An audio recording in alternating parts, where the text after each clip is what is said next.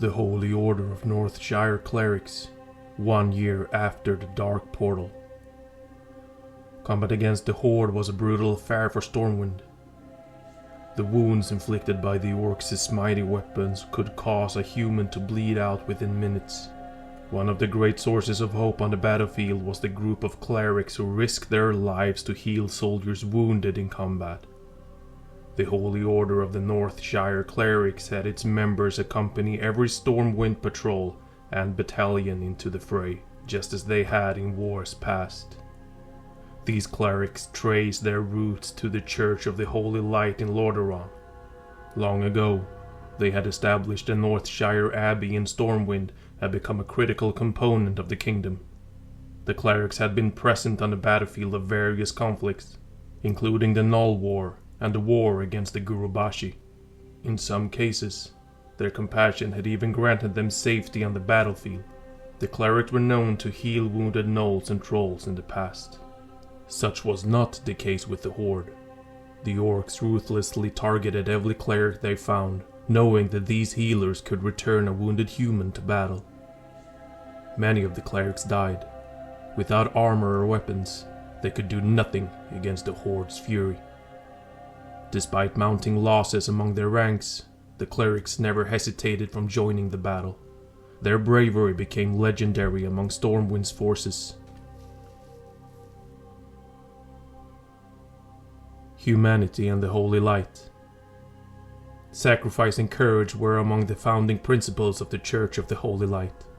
The Church traced its origins back more than 2,000 years ago, all the way to the chaos of the Troll Wars. A human general, Lordain, selflessly gave his life to hold an overwhelmingly force of Amani trolls that threatened to destroy a united human army. One of the people he saved was his sister, a renowned warrior named Merildar. When the war ended, Merildar dedicated her life to caring for humanity's wounded veterans. It was she who first spoke to other humans about visions of the light. In her dreams, Merildar saw 5 strange forms, not human, thrumming with holy power. They filled her mind with the wisdom of holiness, protection, justice, retribution, and compassion. When she put their wordless teachings into practice, power seemed to flow through her. The patients under her care would see their wounds disappear and their illnesses vanish. Other humans also reported seeing these visions. Merildar met with them, and together they codified the radiant wisdom of this higher power into the written word. From the teaching of these books, a religious movement formed. It was based on the tenet of selflessness and the belief that the light dwelled in all things. The movement sparked widespread faith in the Holy Light and became the predominant human religion. Centuries later, Lordaeron's leaders codified the different light-based traditions and belief systems. From these efforts, the Church of the Holy Light came to be. Lordaeron served as the home of this church. It became a popular destination for travelers seeking healing, wisdom, and inner peace. Humans were not the first race on Azeroth to wield the Holy Light. Yet, they had a great affinity to it, likely due to their heritage. Humanity traced its origins to the Rykel, half-giants forged by the mythical Keepers. The extraordinary Keepers had shaped Azeroth, and some of them had commanded the Holy Light. The Church constructed temples and shrines throughout the far-flung human lands, and it created a hierarchy of religious leaders to oversee its followers. The most important places of worship were located in the verdant Eastweld. Among the oldest and most revered of the holy sites were Light's Hope Chapel, Stratholme, Andorbal, and Tyr's Hand. The Twilight Chronicle. As the war against Stormwind unfolded in earnest, the Twilight's Hammer clan became a source of irritation for Warchief Blackhand. The clan's warriors were prone to disobey orders, and too many of their numbers wandered off, never to be seen again.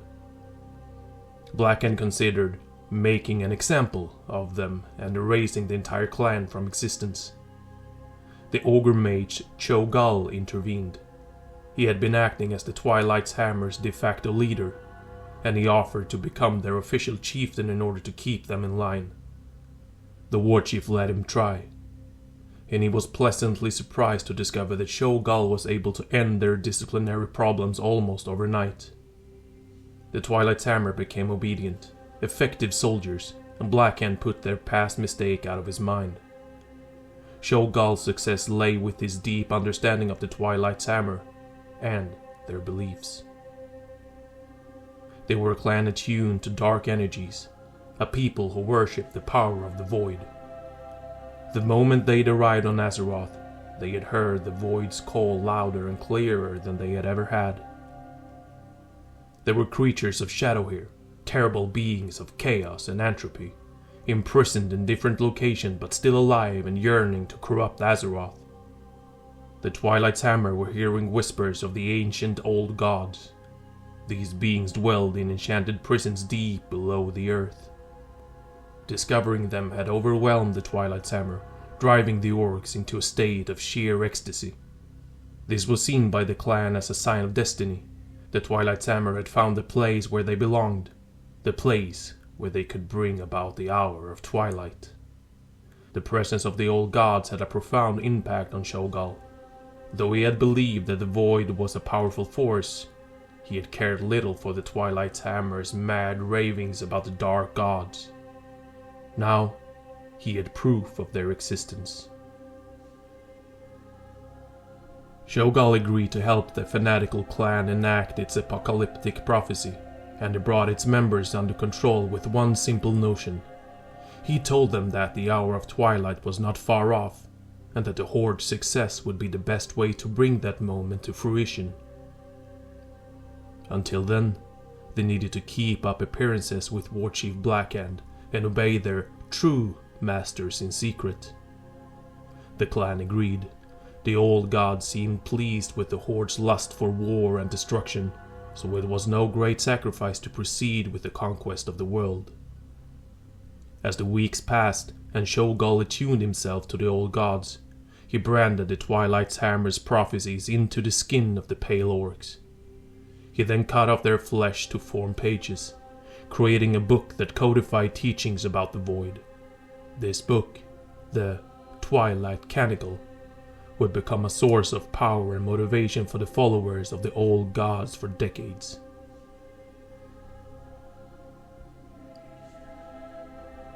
Frostwolf Defiance. While the Horde waged its war, the exiled Frostwolves moved north. They avoided almost all contact with humans thanks to the aid of the elements.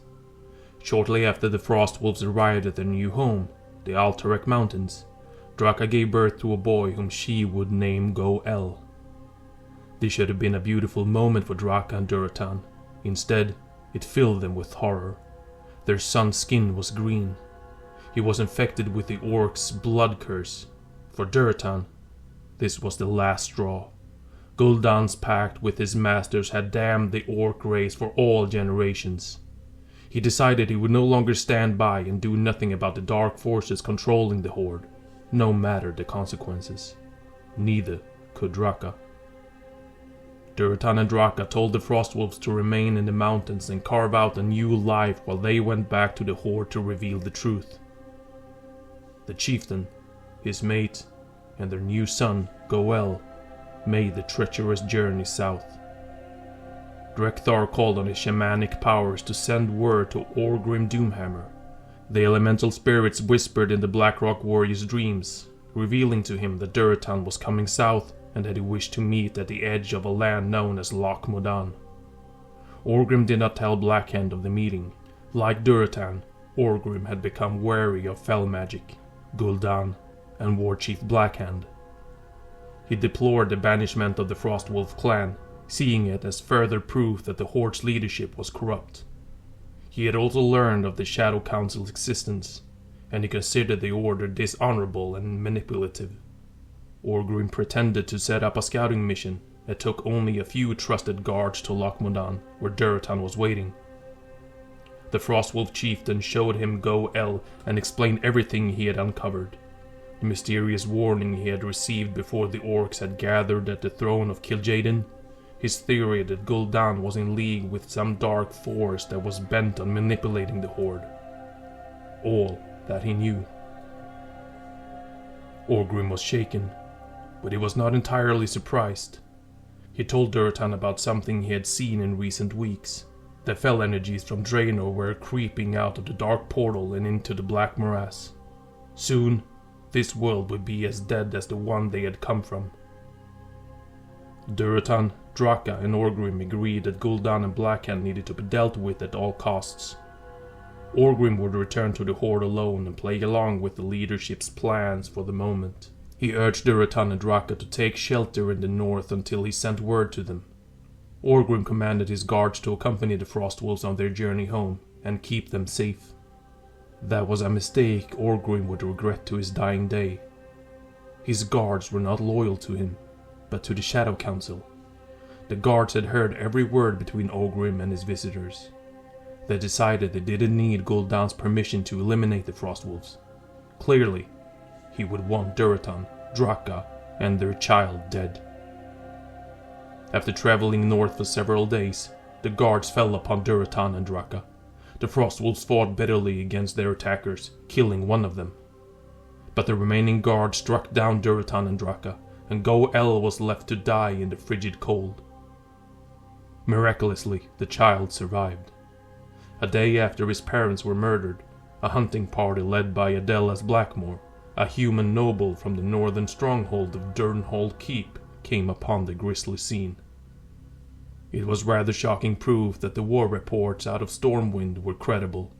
The dead creatures looked exactly like the descriptions of the beasts known as orcs. The sound of crying drew Blackmore's attention, and he found Go'el, starving and freezing, but alive. He decided to take him back to Durnhold and have him examined. There was no telling what secrets Blackmore might glean about his new enemies by observing one of their young. Go'el would spend his entire adolescence under Blackmore's watchful eye. When a few more days passed and Orgrim's guards hadn't returned, the orc grew suspicious. He sent other warriors north to find out what had happened. These scouts made a grim discovery. Orgrim's friends and one of his trusted guards were dead. His scouts took it upon themselves to find the other assassins. They tracked down the Shadow Council servants before they made it back to the Horde lines in the south, and a fierce battle erupted. Orgrim's warriors returned victorious, reporting back to their commander in secret. It was a stroke of luck.